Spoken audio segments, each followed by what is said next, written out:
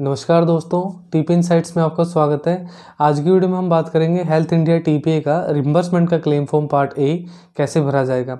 दो कंडीशन में ये फॉर्म भरा जाता है। एक कंडीशन होती है अगर हम अपना इलाज किसी नेटवर्क हॉस्पिटल में करा रहे हैं और किसी भी कारण से अगर हमारा क्लेम रिजेक्ट हो जाता है तो उस टाइम हमें सभी पेमेंट कैश में देनी पड़ती है हॉस्पिटल को, और बाद में जब हमें डिस्चार्ज मिल जाता है, जो डिस्चार्ज डॉक्यूमेंट्स मिल जाते हैं हॉस्पिटल से, तो वो सभी बिल हमें रिम्बर्स करने होते हैं।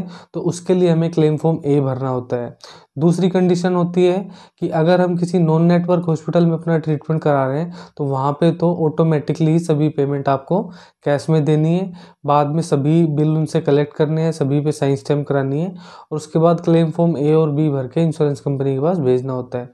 तो दो कंडीशन के अंदर रिम्बर्समेंट के फॉर्म भरे जाते हैं, क्लेम फॉर्म ए और क्लेम फॉर्म बी। आज की वीडियो में आप लोगों को क्लेम फॉर्म ए के बारे में बताने वाला हूँ। पूरा डिटेल में आप लोगों को इस वीडियो में समझाऊंगा कि फॉर्म कैसे भरा जाएगा। तो वीडियो को आप लोग लास्ट तक देखिए। चैनल पे आप लोग नए हैं तो चैनल को सब्सक्राइब कर लीजिए, बेल आइकन दबा दीजिए ताकि नई वीडियो का नोटिफिकेशन आप लोगों को मिलता रहे। तो चलिए वीडियो को शुरू करते हैं।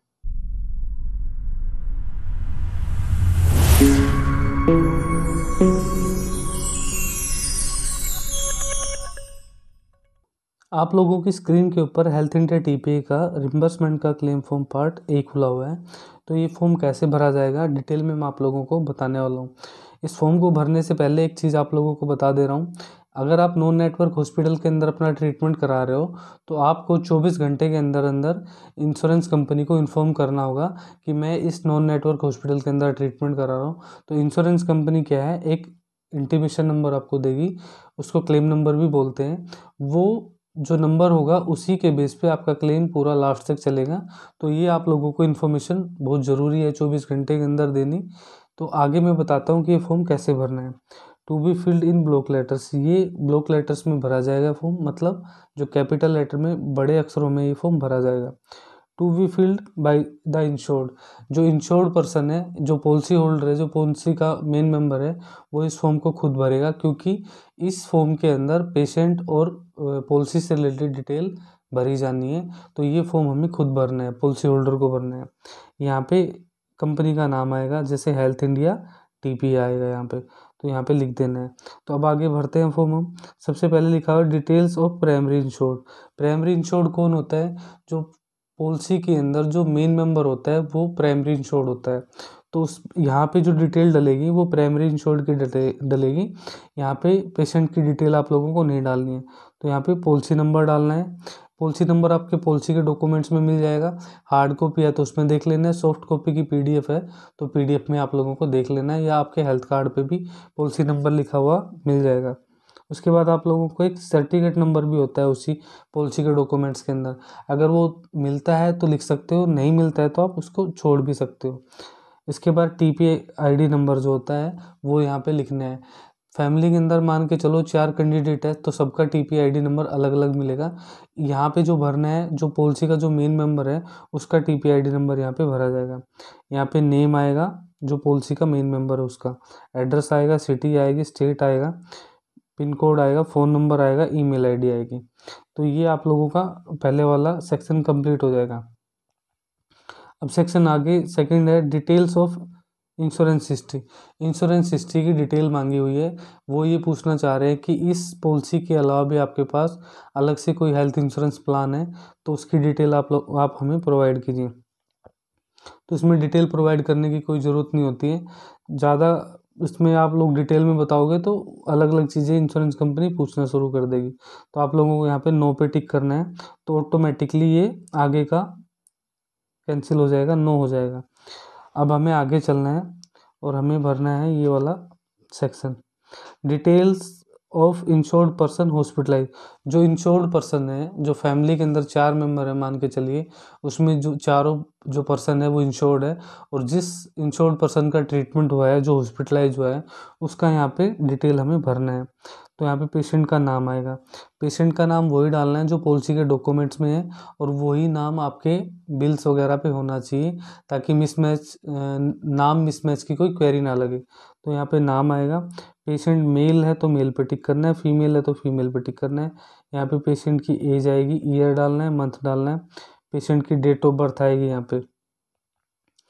Relationship to primary insured, primary insured जो है, जो पॉलिसी का मेन मेंबर है, उसके साथ पेशेंट का क्या रिलेशन है। सेल्फ मतलब वो खुद ही है बंदा, स्पाउस उसकी वाइफ है, पत्नी है उसकी, चाइल्ड उसके बच्चे हैं, मदर फादर, इसमें से जो भी रिलेशन में लगते हो आप पेशेंट के साथ में, तो वो आप लोगों को टिक कर देना है। अगर अदर है तो अदर पे टिक करने यहाँ पे मेंशन कर देना है।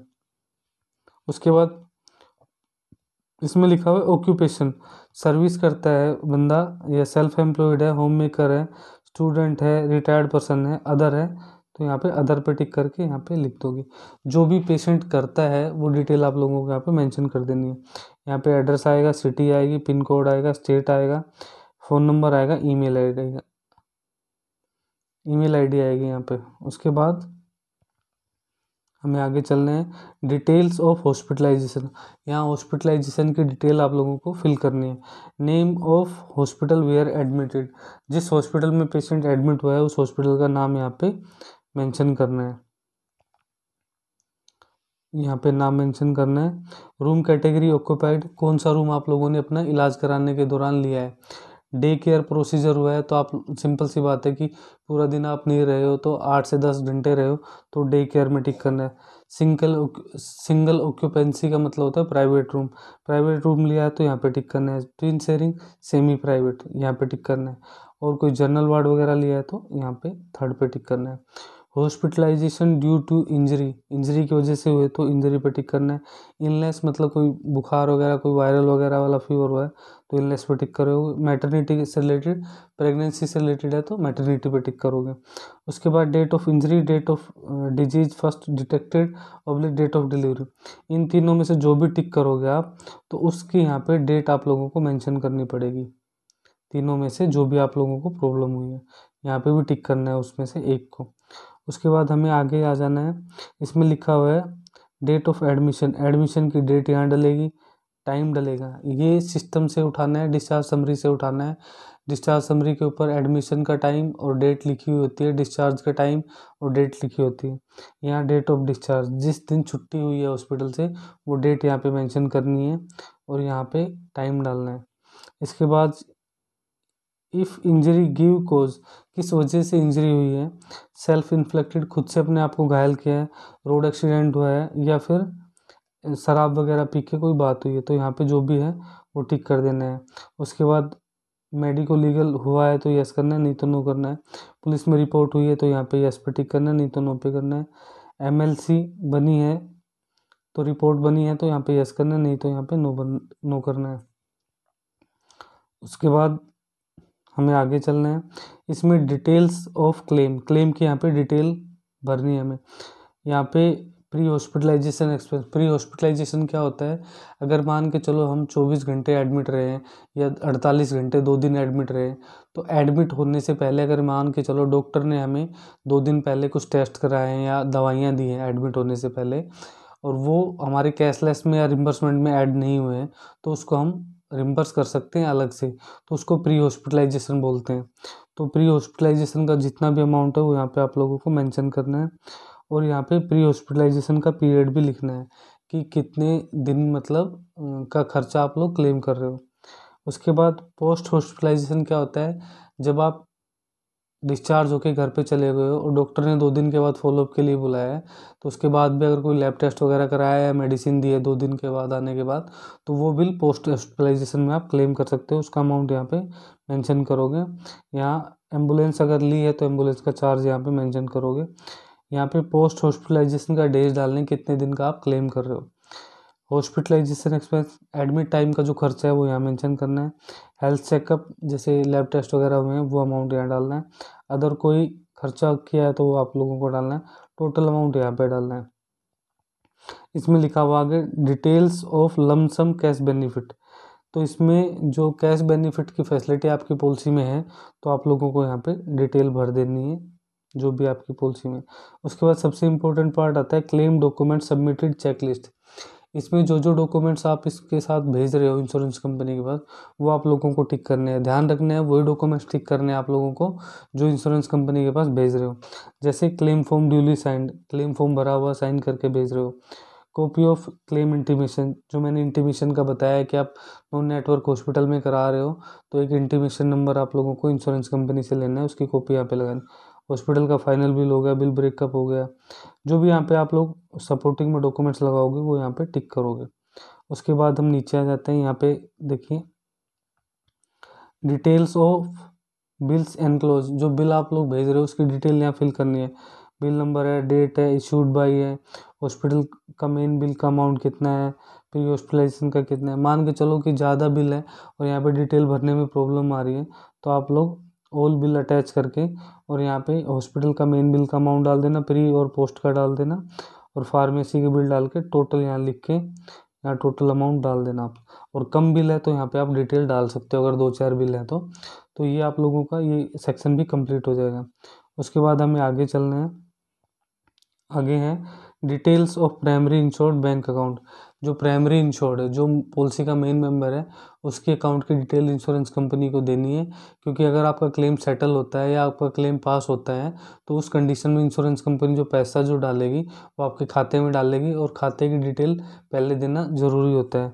तो उसमें पैन नंबर की डिटेल डालनी है, मतलब पैन नंबर डालना है, अकाउंट नंबर डालना है, बैंक का नाम डालना है, बैंक का IFSC कोड डालना है, कैंसिल चेक लगा रहे हो तो चेक का यहाँ पे नंबर मेंशन करना है। ठीक है, उसके बाद हमें आगे चलना है। ये डिक्लेरेशन है, डिक्लेरेशन पढ़ लेनी है। इसमें डिक्लेरेशन में लिखा हुआ है कि मेरे द्वारा दी गई जानकारी सही है, गलत पाए जाने पर मैं हर चीज़ के लिए जिम्मेवार हूँ, इस टाइप से लिखा हुआ है तो आप लोग देख सकते हो। यहाँ डेट डालनी है, पैलेस डालना है और यहाँ पे जो पॉलिसी का जो मेन मेंबर है वो भी साइन कर सकता है, या पेशेंट अगर कर सकता है साइन तो पेशेंट भी कर सकता है। बट जो भी यहाँ पे साइन करेगा वो यहाँ रिलेशन ज़रूर लिखेगा, कि अगर पेशेंट कर रहा है तो सेल्फ लिखेगा, या पेशेंट के फादर वगैरह या मदर वगैरह कोई कर रहे हैं तो वो यहाँ पे साइन करके इसमें बताएंगे कि क्या रिलेशन है। तो ये आपका हेल्थ इंडिया TPA का रिम्बर्समेंट का claim form part A complete हो गया है। तो आज की वीडियो मैंने आप लोगों को बताया कि हेल्थ इंडिया TPA का रिम्बर्समेंट का क्लेम फॉर्म पार्ट A कैसे भरा जाएगा। डिटेल में मैंने आप लोगों को समझा दिया है कि फॉर्म कैसे भरना है, आप लोगों को किस कंडीशन में भरना है, सारी चीज़ें इसमें क्लियर मैंने आप लोगों को बता दी है। फिर भी आप लोगों के मन में इस वीडियो को लेकर कोई सवाल है या कोई डाउट है तो आप मुझे कॉमेंट सेक्शन में लिख के भेजिए, मैं आप लोगों को आंसर दूंगा। इसके अलावा आप लोगों के हेल्थ इंश्योरेंस क्लेम के अंदर कोई क्वेरी है तो क्वेरी भी आप लोग मुझसे शेयर कर सकते हो, उसका जवाब भी मैं आप लोगों को ज़रूर दूंगा। तो वीडियो आप लोगों को अच्छी लगी तो वीडियो को लाइक कर दीजिए, चैनल को सब्सक्राइब कर लीजिए, बेल आइकन दबा दीजिए ताकि नए वीडियो का नोटिफिकेशन आप लोगों को मिलता रहे। तो मिलते हैं नेक्स्ट वीडियो में, तब तक के लिए नमस्कार।